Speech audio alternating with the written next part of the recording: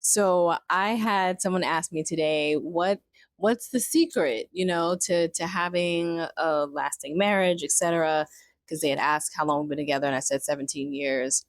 And I think it's so interesting when people ask that question because I was like, what's the secret? What's your best advice? Like, and what that tells me is that we're often searching for something, figuring out like, is there something that we don't know that could make this thing go better for us? Or if you're single, this is someone who was married for 8 years and now single. But if you're single, what could I have done differently, or what do I need to do differently going forward? The truth is, every situation is different. But luckily, he asked me, and I don't really have a generic answer for that. I had like a concrete answer. I'm curious for you, what's the best advice that you feel like you've given that you've gotten or given about marriage and committed relationship that you felt was beneficial, either giving or receiving? Let me know down below. And that wasn't necessarily super common or something that everyone says, because I often hear, and I've shared here on the channel too, things like, communication is key, and you've got to support each other, and you've got to not take yourself too seriously. And none of that is inaccurate, right? It's just general and vague, and people will nod along, not necessarily because they understand what it means, just because they know that that's true and it sounds good, but they don't really know what that looks like in action, which is the issue. But what did I say? Ultimately, I shared that I felt that it was about getting two people, individuals who are committed to their own personal growth and also committed to giving their partner the space to grow, and not expecting that you're both going to grow and elevate and change and shift at the same time. And so that cause the fact that that's not happening can cause conflict, it can cause frustration, it can cause stress. You might be in a different level in this space and in this place with something, then your partner is not there with you yet. And that can be a lot. You feel like, oh, you might feel like you're having a spiritual awakening and you're moving ahead in this way and your partner isn't doing that. Or you are really getting savvy and financially savvy with your money and investment, and your partner's trying to like spend, and you're like, oh, it just seems like they haven't matured in that space yet. They haven't found their motivation or their why for moving around with their money in a certain way.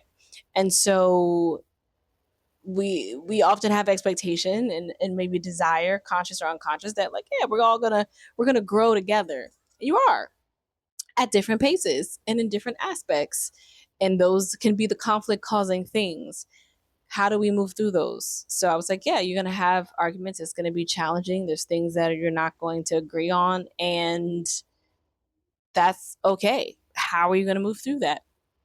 What kind of space are you going to leave? What kind of patience are you able to have? What kind of grace are you able to give? Right? These are questions that over the years I've had to ask myself. And I'm like, okay, it's been 17 years.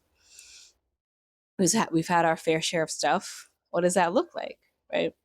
And another girl chimed in because it's a cooking class. There were like 12 of us, 11 or 12 of us.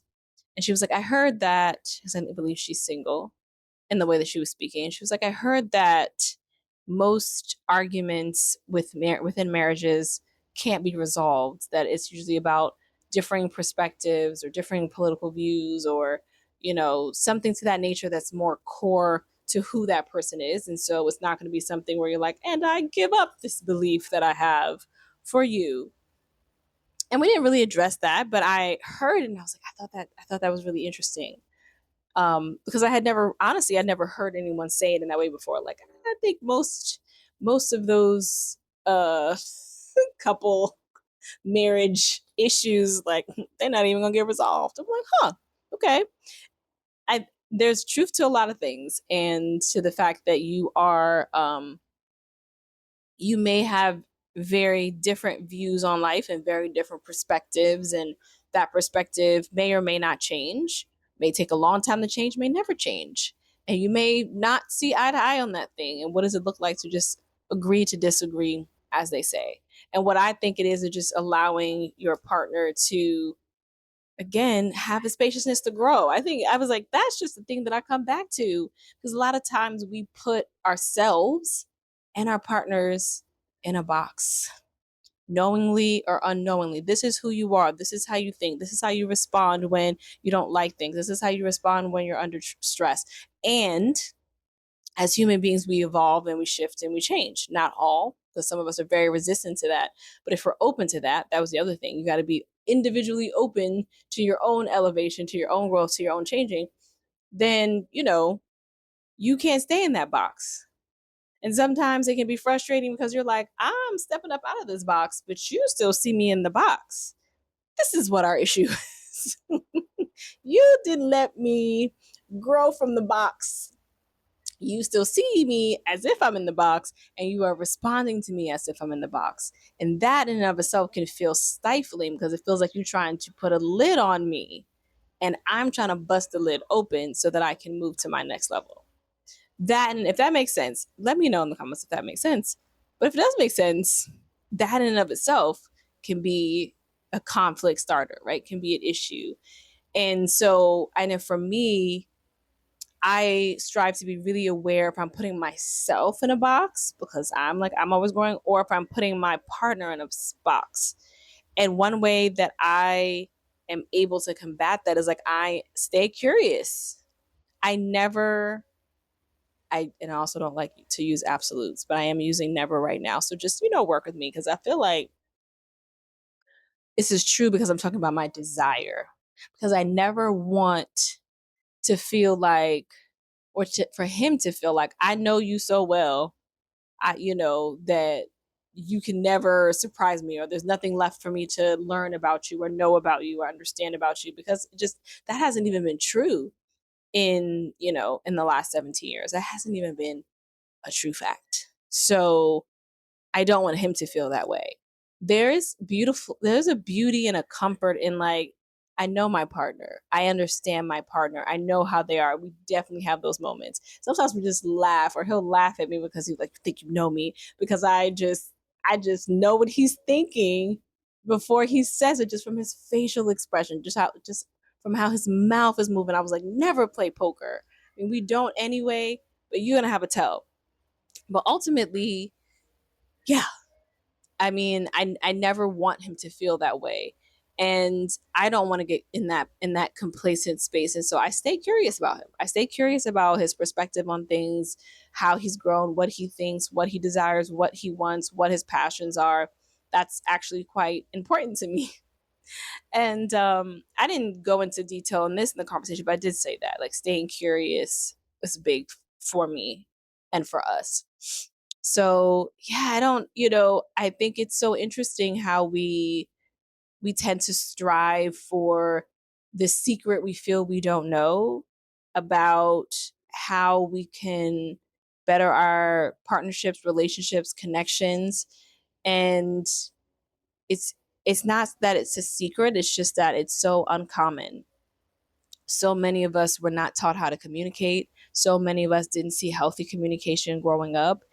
And that means that so many of us have an opportunity, if we're open to shifting our perspectives and how we think, to look around at our own relationships and do the opposite of what we saw a lot of times, which is learn how to have healthier communication, learn how to have connection, learn how to move through conflict instead of running away from it. Like, all of those things, I feel like it gives us an opportunity because we didn't see it and we didn't have it. And we don't just innately know it. We get to work at it, we get to develop it, we get to understand it on a different level. And because of that, I think it's really important when you are in a long term relationship and somebody does ask you, or you're in a forum for this, somebody asks, like, what's your secret? Or, how do you stay connected? Or how do you stay together? Or how do you make that work in a way that still feels good and brings you joy, and you enjoy spending time together? That we answer truthfully and not in the broad strokes, broad terms of, communication. We just, make sure that our communication is on point, and we make sure that we, support each other. It's important for us to answer that more with more specificity and truth, because that's what's going to make it stick with the other person too. Like if we just said, yeah, we just make sure our communication is on point, you've heard that before, so it might not stick. But when you hear something different and you haven't heard before, when I talked about the spaciousness to grow for yourself and the commitment that you have to your own growth being paramount, so that you can actually grow together without the expectation that you're going to grow at the same time. Somebody's like, huh, okay, haven't heard that one. I've asked this question before and I haven't heard that one. And because of that, that's the one that sticks. And you never know. Once a seed is planted, it allows there to hopefully be more, healthier dialogue and healthier relationships and better conversation and all of the above. So I appreciated that question today. I didn't think I was gonna get it. You never know. You're in a cooking class in Panama. My friend and her daughter are out here, and I'm doing all the touristy things, and it's fun.